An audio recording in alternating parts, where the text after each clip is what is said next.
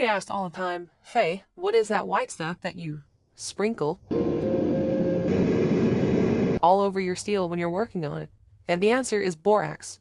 Borax is a naturally occurring crystalline mineral that's been mined since about the 800s. It's located in a few places across the world, most notably California, Romania, Chile, and different parts of Asia, especially around Tibet. Borax's uses are pretty wide, but what I use it for is as a forged flux. Now you might ask, what is a flux? Whenever you're welding materials of any kind, you have to keep oxygen away. In modern welding, they use argon, flux core rods, other various methods, but what I use is this. Oxygen creates scale, and dirty pieces of metal will not stick together. What borax does, whenever it's applied to a hot billet, is it lowers the melting point of iron oxides, allowing them to roll out with the molten flux, thereby allowing me to make the proper forge weld with the correct hammering techniques. In early medieval times, borax was used for flux. There's not a lot of evidence for it, but we do know that it was used at some points, mostly in Asia and a little bit in Europe. Now that goes to another question. Do you actually need a flux?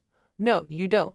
But that does increase the likelihood of weld flaws and the metal not sticking together, much like our Germanic ancestors did. Most historical blades from this period, 30%-ish weld flaws. That's a pretty common average. But even with this, yes, they still held together just fine. Other potential fluxes you could use would be very fine sand mixed with iron shavings, as well as controlling the atmosphere inside of keeping your fire hot with the lowest amount of oxygen possible, called a reducing atmosphere, is one of the best ways to make sure you're going to get a successful forge weld. But hopefully this helps to clear up one of my most common questions.